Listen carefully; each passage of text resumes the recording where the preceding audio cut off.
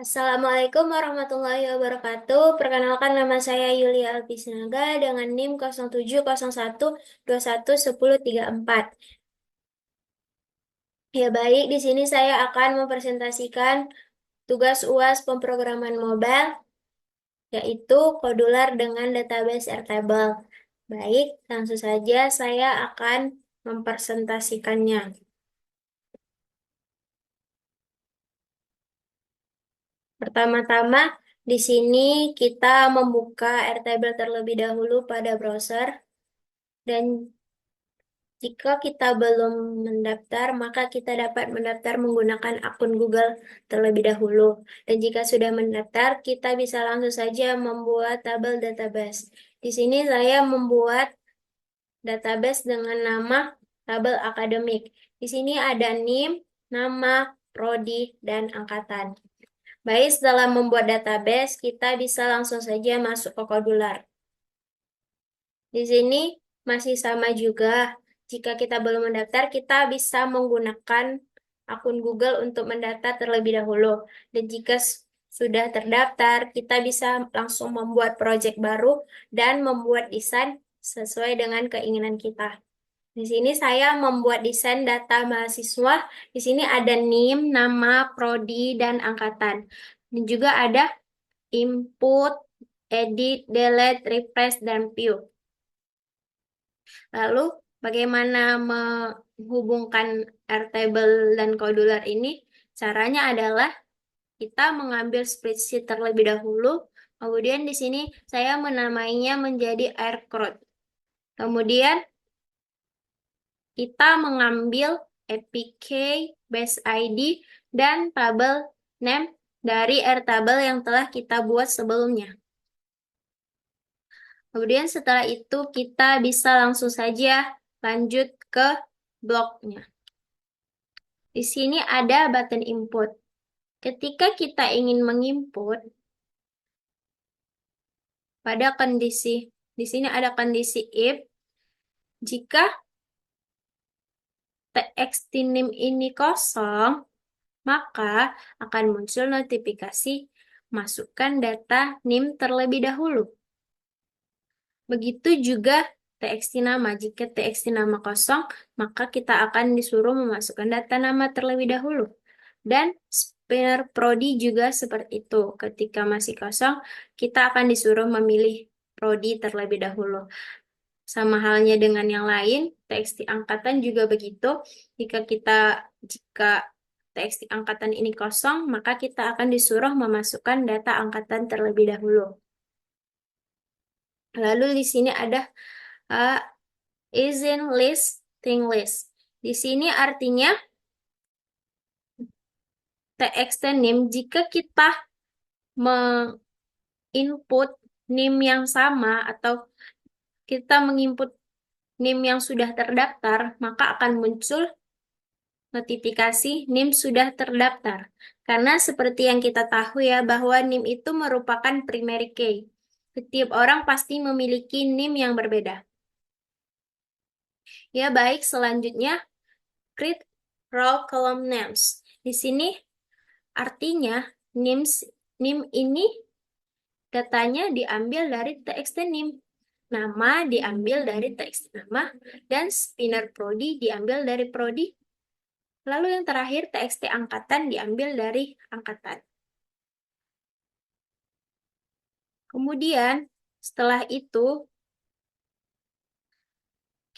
setelah kita menginput, maka txt name diset menjadi kosong, txt nama menjadi kosong, spinner prodi menjadi pilih, dan yang terakhir txt angkatan menjadi kosong. Baru akan muncul notifikasi data berhasil ditambahkan.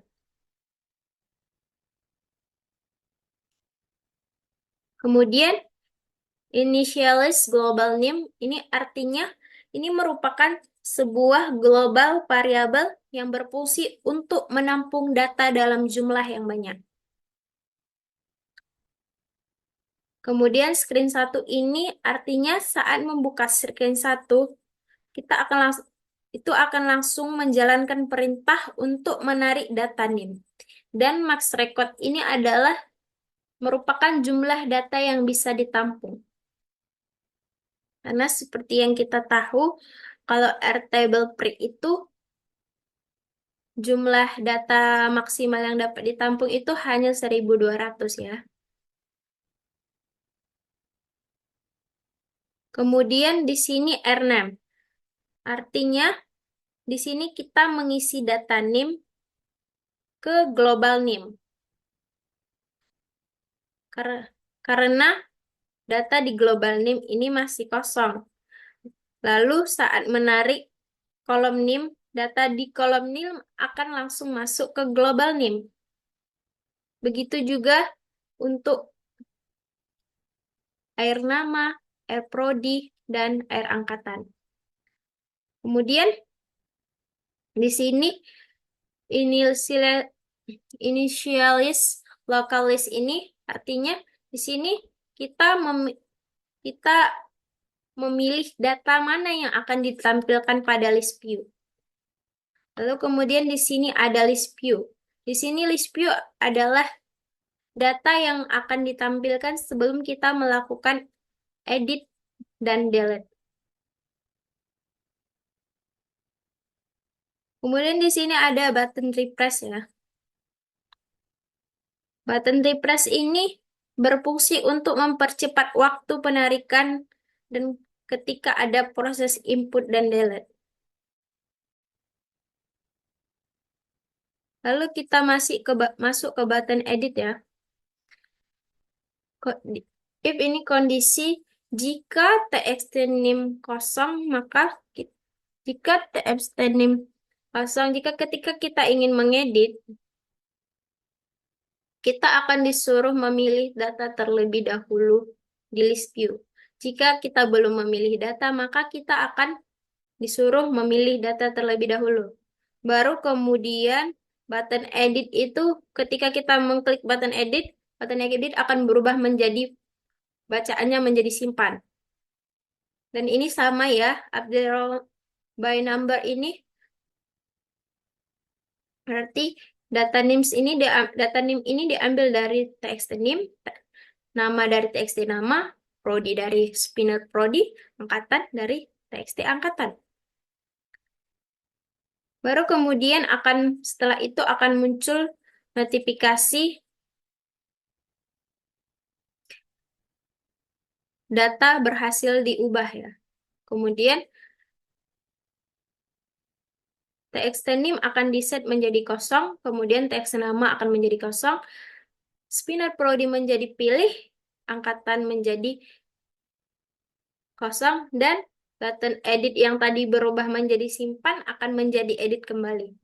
Dan ini nih sama ya seperti yang tadi, ini name, terus ini max record, berarti jumlah data yang ditampung itu hanya 1.200. Baru kemudian kita masuk ke button delete. Di sini artinya ketika kita ingin mendelete dan kita belum memilih data, maka kita akan disuruh memilih data terlebih dahulu. Kemudian ketika kita sudah memilih data, kita akan diberi notifikasi nih so choose delete message ini artinya apakah kita yakin akan menghapus data, lalu akan muncul pilihan ya atau tidak. Kemudian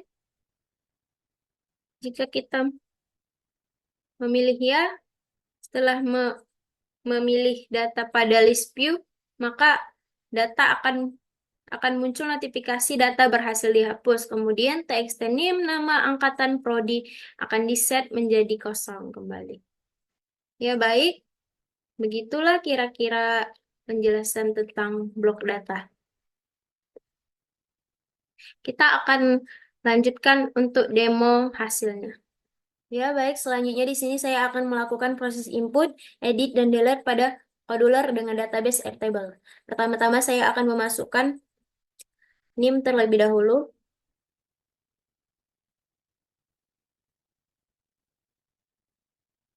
Kemudian memasukkan nama.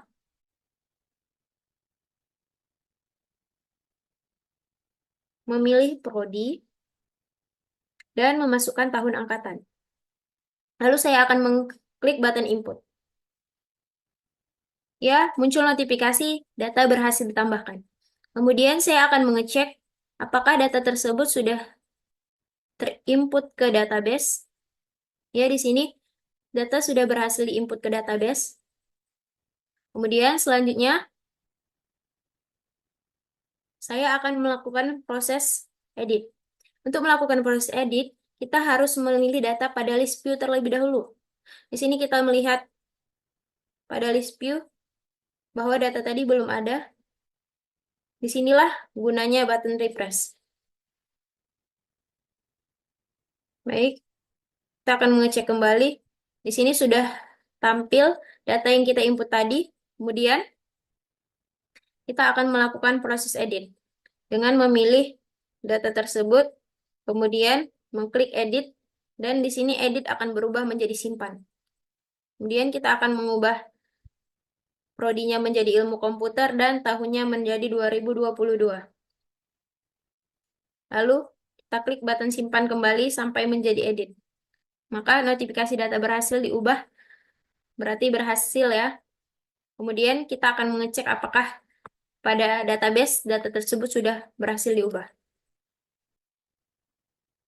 Di sini sudah berhasil diubah menjadi ilmu komputer dan tahun angkatannya menjadi 2022. Kemudian selanjutnya saya akan melakukan proses delete. Sama halnya seperti edit, ketika kita ingin melakukan proses delete, maka kita harus memilih data pada list view terlebih dahulu. Kita lihat, ya. Mari kita akan memilih data yang akan kita hapus.